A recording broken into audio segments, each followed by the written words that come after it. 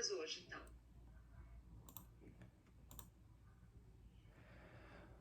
Olá, bom dia. Me confirmem só se estão me ouvindo direitinho, qualquer coisa avisem. Bom dia, com satisfação, uma satisfação estar aqui com vocês hoje. Agradeço muito pelo convite, é realmente um momento muito diferenciado esse que nós vivemos hoje. Para ter uma ideia, né? Inclusive agora mesmo minha filha estava aqui na escola aqui do lado, né? Na sala ao lado com volume super alto, tive que sair correndo e pedir para baixar, né? Então a gente vê que realmente todos nós estamos vivendo aí momentos muito diferenciados e isso realmente vem impactando demais na nossa legislação.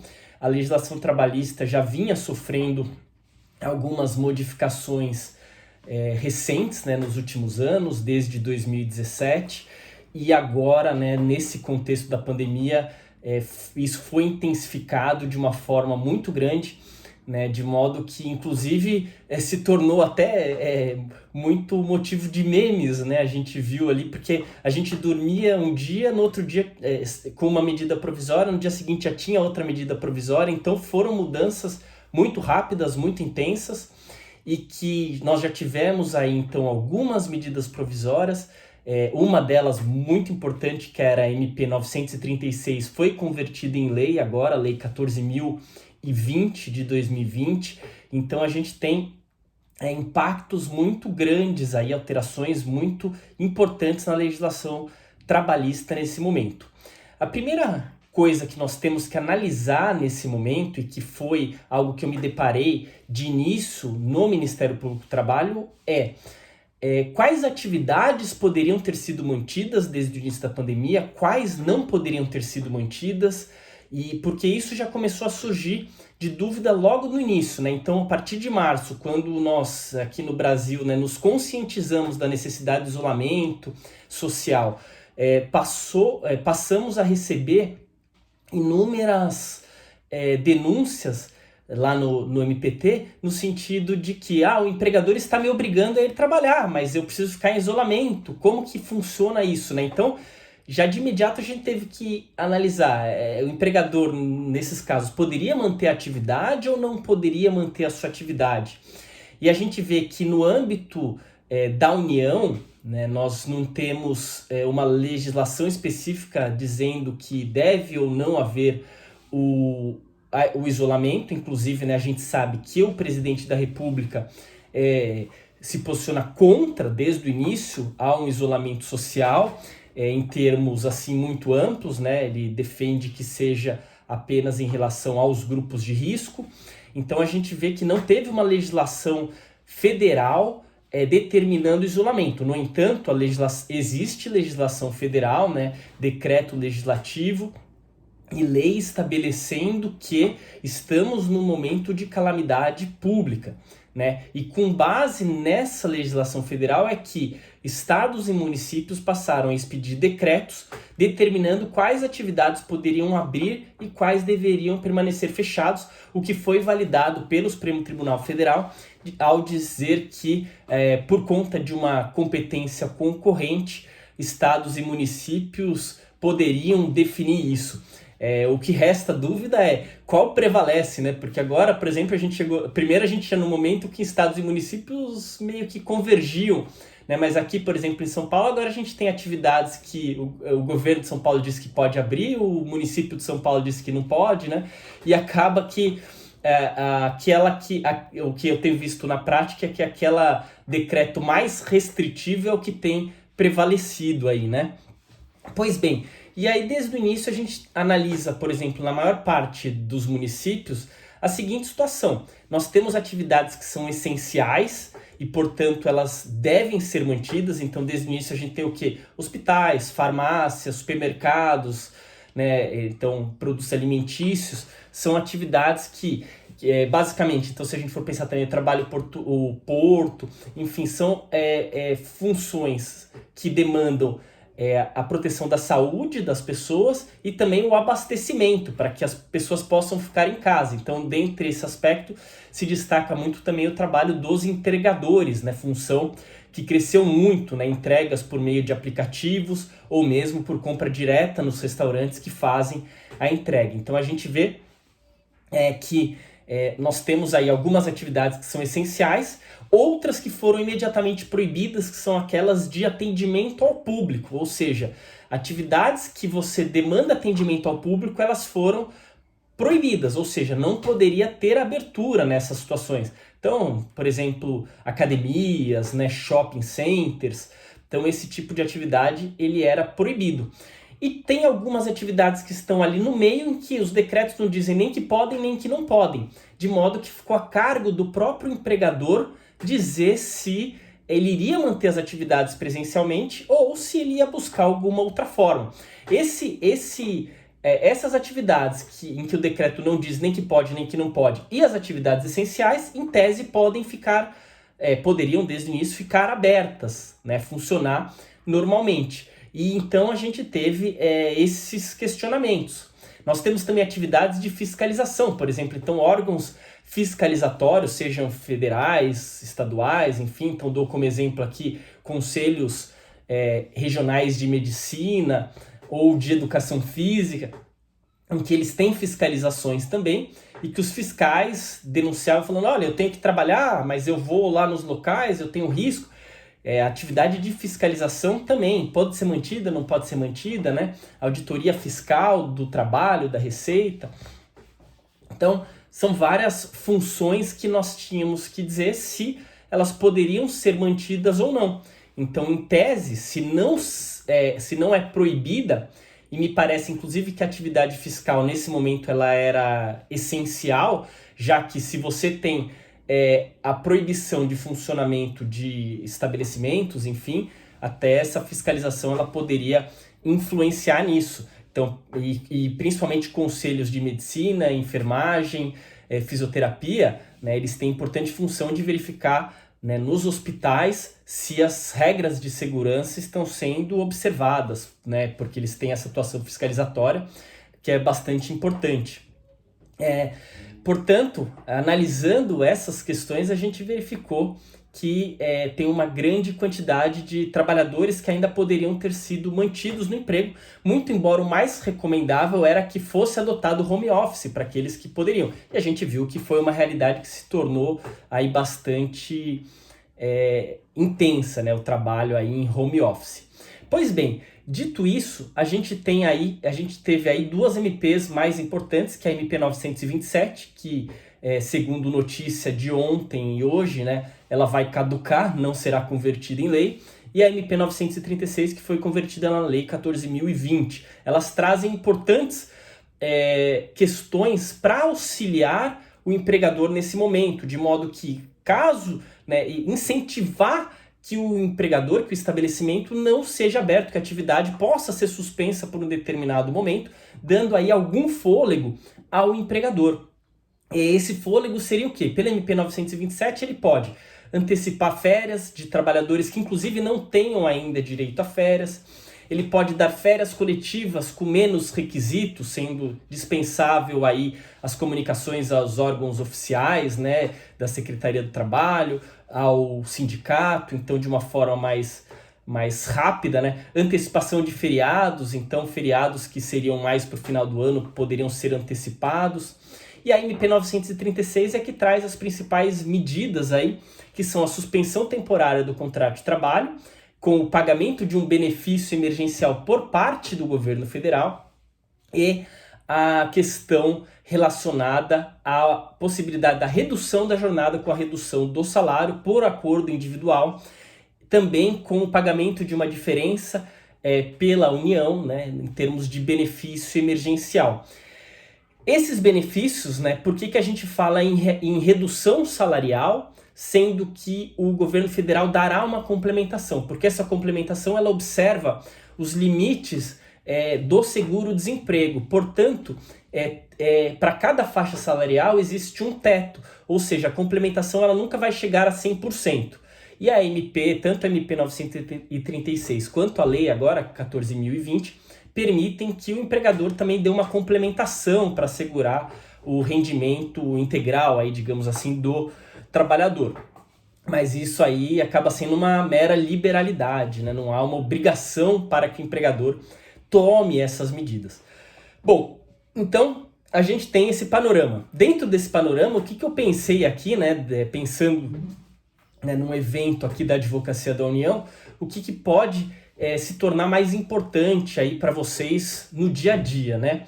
Eu acho que uma primeira questão que vem sendo discutida bastante, a gente tem recebido denúncias agora sobre isso, diz respeito ao benefício emergencial, porque ele é custeado pela União. No entanto, a gente tem lá um dispositivo na MP e agora na lei, mantido aí na Lei 14.020, no sentido de que, se o empregador ele suspende o contrato de trabalho do seu empregado, o governo federal vai pagar aí, nesse caso, integralmente, né, proporcional, mas assim, um valor substancial do salário da pessoa em benefício emergencial.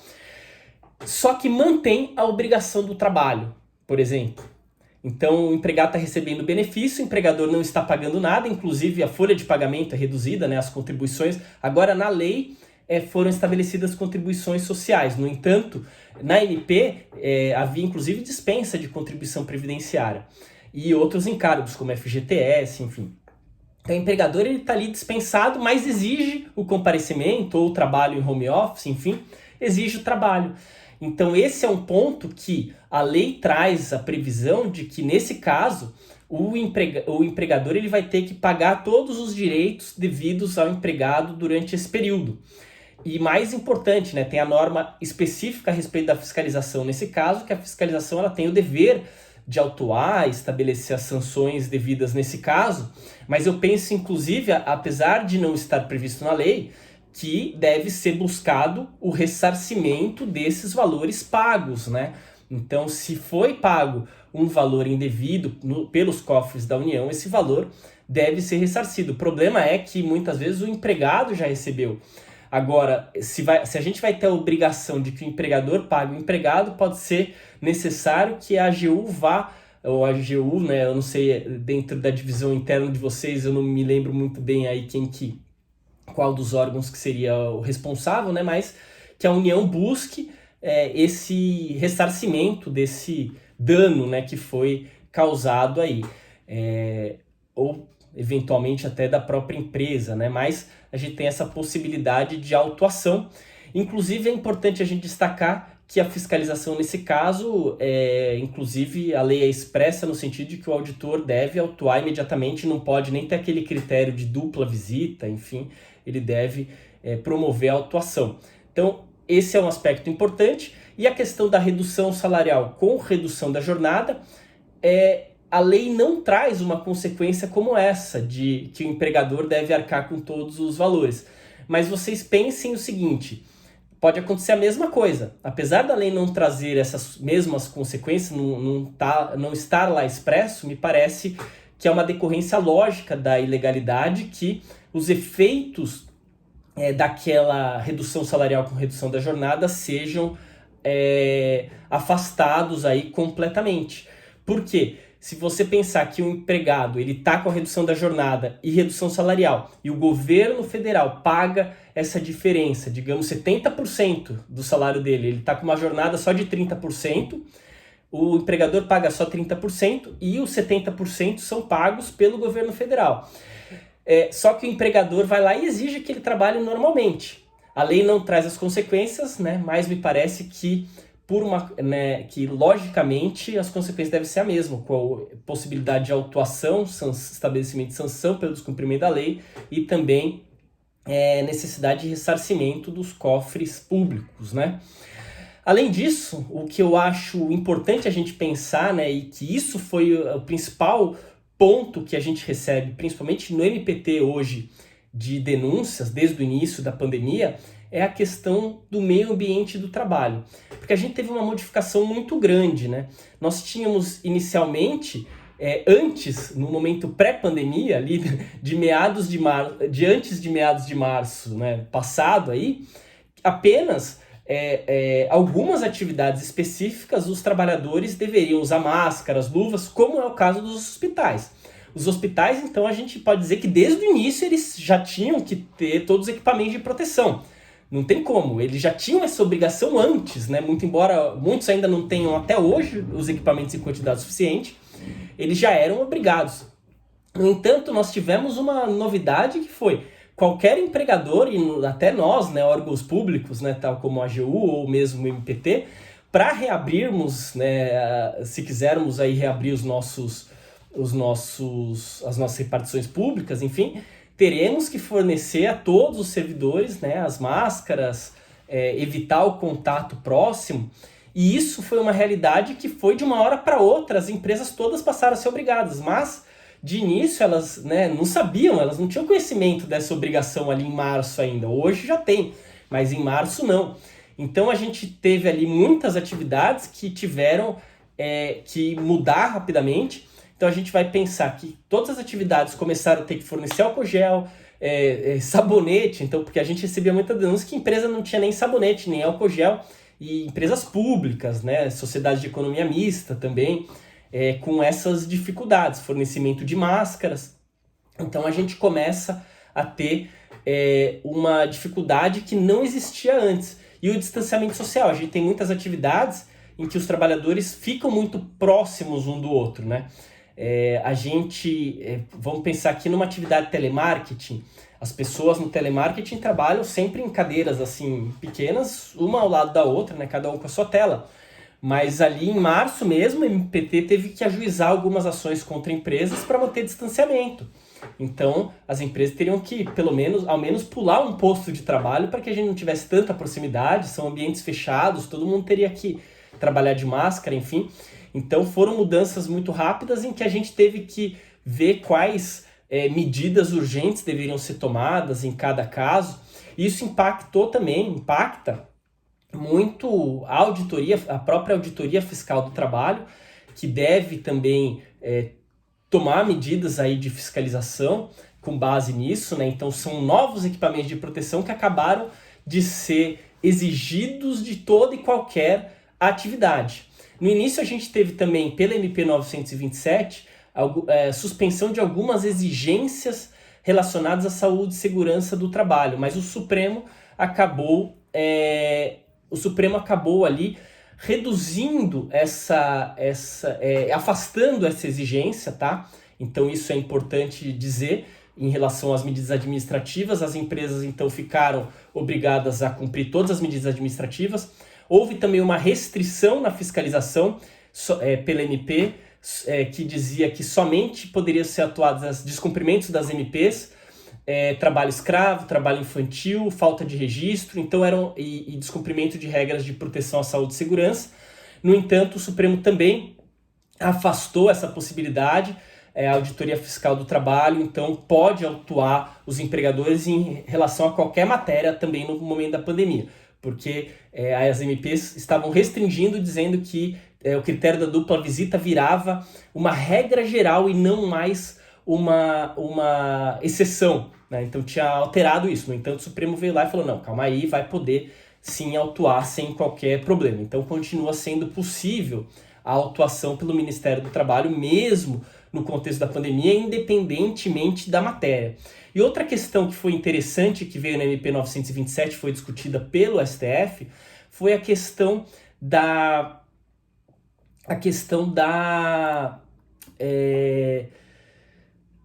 que estava previsto lá na MP, que o contágio pelo Covid-19 não seria considerado uma doença ocupacional, salvo se comprovado o nexo causal. E aí o Supremo afastou essa norma, dizendo que ela seria inconstitucional, porque ela vai contra a ideia de proteção aos riscos inerentes ao trabalho, o direito à saúde e tudo mais. Me parece até que não seria necessário, né? Já que a lei fala, olha, e a MP, que vai perder os efeitos, né? Mas falava que não será considerada doença ocupacional, salvo se provado o nexo causal. Me parece que sempre que, para a gente verificar se existe ou não uma doença ocupacional, é necessário verificar o nexo causal. Portanto, mesmo sendo afastada essa norma, e se alguém for alegar que foi uma doença ocupacional, deve ser analisado o nexo causal. A única questão é que a gente tem que analisar para saber se há ou não nexo causal, a exigência me parece que tem que ser diferente. a gente tem que saber se aquele empregador cumpriu ou não as exigências determinadas pelos órgãos sanitários. Então, o empregador, ele permitia o distanciamento social no local de trabalho, ele fornecia máscaras, fornecia álcool gel. Nesse caso, a gente vai ter uma presunção aí, o empregado terá que produzir provas aí bem robustas, né, de que ele foi contaminado no trabalho. Agora, se ele comprova que naquele local de trabalho ele não tinha realmente os equipamentos de proteção, fica difícil dizer, né, afastar a possibilidade dele ter se contaminado no trabalho. De modo que a decisão do Supremo ela tem certa importância nesse sentido, né, porque a gente pode dizer que o ônus da prova ali para o empregado se torna um pouco mais fácil, né? A gente pode, então, a partir dessa decisão, dizer que há uma presunção de que ele pode ter se contaminado no trabalho. No entanto, essa presunção só seria afastada se demonstrado que todas as medidas sanitárias foram tomadas ali no ambiente de trabalho, né? Então é uma questão que vai gerar aí vários questionamentos e que a gente tem que ficar atento, né, para saber, acho, porque isso gera implicações de responsabilidade civil do empregador, resta questão de afastamentos, né, que pode gerar afastamentos previdenciários. Então é uma questão que deve surgir, né, não sei se já surge aí no dia a dia da Justiça Federal, né, em relação a benefícios previdenciários, mas é algo que deve ser bastante discutido. E outro ponto que eu acho importante tratar aqui com vocês é a questão do fato do príncipe, né? Algo que foi discutido lá no começo, quando o presidente Bolsonaro falou que os governadores e prefeitos não sabiam que existe lá um artigo 486 da CLT que fala da responsabilidade da autoridade federal, estadual ou municipal pelos prejuízos causados, né, pela suspensão total ou parcial de uma atividade econômica, né? Então esse é um tema bem delicado também. Na minha opinião, existem argumentos tanto para dizer que sim como para dizer que não. No MPT a gente discutiu bastante esse tema também já desde quando saiu essa notícia, né? E a gente analisa da seguinte forma, né? Primeiro, inicialmente a legislação específica, as MPs não diziam nada. No entanto, no momento da conversão em lei da MP 936, né, então, com a edição da Lei 14.020, nós tivemos a previsão expressa de que não se aplica no contexto do Covid-19, né, do estado de calamidade pública, o artigo 486 da CLT. Então vejam, veio uma previsão aqui expressa dizendo que não se aplica o 486. Isso a partir da promulgação da lei, que foi agora, né? Agora só me fugiu da memória se foi essa semana ou semana passada, mas assim, super recente.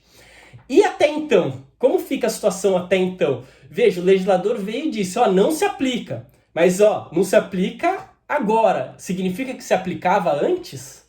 Né? Então isso vai gerar bastante discussão, né? Não é simples você dizer que está configurada a hipótese do artigo 486 da CLT. É necessário que tenha tido a suspensão, seja total ou parcial, da atividade econômica, né, por uma medida administrativa. A gente pode dizer que existe sim medidas administrativas, principalmente nos âmbitos municipal e estadual. Tem gente que diz, inclusive, no federal, porque existe a lei federal e o decreto legislativo que estabelecem o estado de calamidade pública, né? E tem também a discussão de se o fato do príncipe se configura apenas por uma... quer dizer, a doutrina sempre disse, né, que se estabelece apenas quando se trata de uma medida de discricionariedade da administração pública. E aí a discussão esse seria um ato discricionário ou um ato vinculado? Então muitos dizem, não, é um ato vinculado, porque a OMS disse que o Estado que tem a pandemia, então a obrigatoriedade é suspender as atividades. No entanto, né, a gente vê que tiveram países que suspenderam atividades, outros não. A gente não tem uma determinação federal de suspensão das atividades, de modo que algumas localidades não suspenderam. Então nota-se uma certa discricionariedade, né? Qual o momento de abrir, qual o momento de fechar, isso também é algo discricionário na administração pública. A gente tem municípios abrindo, outros não, as atividades. Então, realmente é algo que acho que vai ser objeto de muita discussão e que vai ser... os empregadores vão buscar essa alternativa. Por quê? Porque se você tem muitas dispensas, e estão acontecendo muitas dispensas, inclusive dispensas em massa, é o que está acontecendo muito, também a gente tem recebido no MPT, ou seja, dispensas coletivas de grandes quantidades de trabalhadores. A gente teve um caso famoso que a empresa acabou voltando atrás, né? O caso do fogo de chão, né? Foi bem divulgado aí na imprensa. A empresa acabou voltando atrás, né, desse argumento.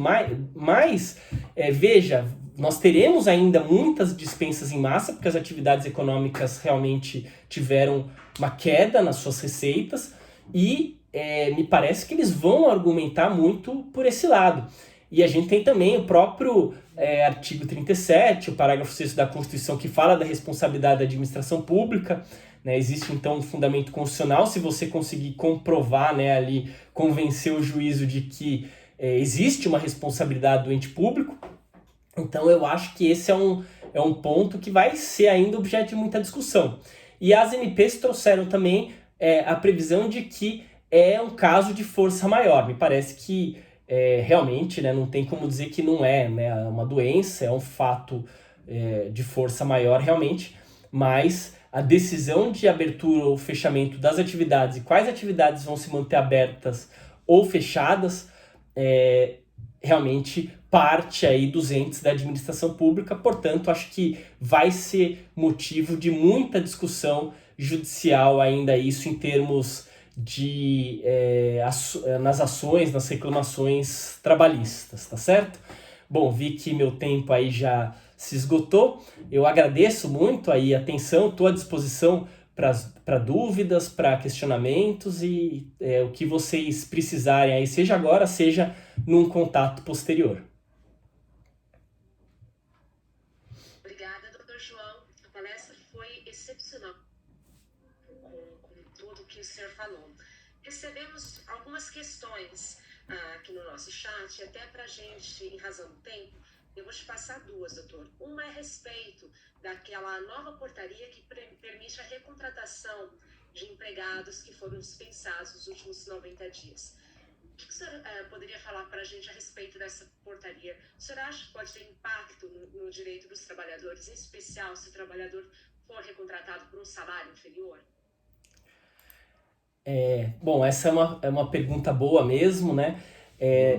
Na minha opinião, né, a gente tem aí alguns problemas com essa portaria. Primeiro, que me parece haver o estabelecimento ou, na verdade, o término de um direito por meio de portaria, né? A gente não tinha essa possibilidade antes de recontratação por um salário menor, né? Isso é algo que vai contra os princípios do direito do trabalho, que assim, a gente estava até conversando ontem com um amigo, professor, aí numa live que nós estávamos fazendo, né, em que isso vai contra os princípios que a gente aprendeu lá desde a faculdade, né, da imodificabilidade contratual, irredutibilidade salarial, né, e nós temos aí o fato de que foi estabelecido isso por portaria, né? Na minha opinião, isso não poderia ser feito, tá? No entanto, a gente vive um contexto aí completamente diferente do Covid-19 e eu acho que é importante a gente citar que a Constituição ela estabelece que a redução salarial ela só pode ocorrer mediante, né, acordo ou convenção coletiva de trabalho. O Supremo teve uma decisão que ficou bastante conhecida, que foi no sentido de que, no contexto da pandemia, a MP 936 poderia sim reduzir, por meio da MP, e agora convertida em lei, é possível a redução salarial por acordo individual. Então, mediante acordo individual, o Supremo validou isso e o argumento, né, não existe, na verdade, um argumento jurídico ali, né? Até quiseram justificar no pleno emprego, enfim, mas assim, o argumento estamos num momento diferente de calamidade pública. O dispositivo, segundo os juristas do direito do trabalho, dizem que esse dispositivo que permite a redução salarial por acordo ou convenção coletiva já é para uma excepcionalidade, já é para um momento como esse, não é para um momento normal. No entanto, o Supremo afastou o dispositivo constitucional por conta do momento da pandemia e permitiu essas medidas por conta da tentativa de se manter a empregabilidade. De modo que, né, me parece que um caso, uma portaria como essa, ser aplicada, vai gerar muito problema, vai gerar muita denúncia, porque trabalhadores vão se sentir, e vai gerar muita ação, porque os trabalhadores não vão concordar com isso. Eu já tive denúncia no MPT de que qual atividade? Esqueci agora qual atividade, mas estava fazendo justamente isso, tinha demitido em massa trabalhadores, estava recontratando outros no lugar por salários menores, e o questionamento já era, você está contratando outros, imagine para contratar os mesmos com salário menores, né? Eu acho que é algo que pode parecer para alguns que é um benefício ali, porque pelo menos mantém um emprego, no entanto, viola aí os princípios básicos do direito do trabalho. No entanto, como o Supremo vem tendo essa posição diferenciada por conta do contexto da pandemia, pode ser que isso seja validado, né? Eu acredito que existe essa possibilidade de confirmação desse ato pelo Supremo por conta do histórico da jurisprudência deles nesse sentido, em que eles têm, me parece que eles têm validado aqui todas as medidas, né? Pelo que eles analisaram do MP 927, eles validaram tudo, menos aquelas medidas que possam prejudicar a saúde ou promover o contágio de trabalhadores. Então, não sendo uma dessas hipóteses que não prejudica a saúde, não promove o contágio, me parece que a tendência do STF é de validar as medidas gerais estabelecidas pelo governo federal. Doutor João, mais uma pergunta aqui da Simone. É com o fiscal do contrato, se ela verificar que o empregador, a empresa contratada, não está cumprindo as normas, ela pode enviar uma notificação, fazer alguma denúncia para o MPT? Qual seria o melhor canal para que ela pudesse falar com vocês?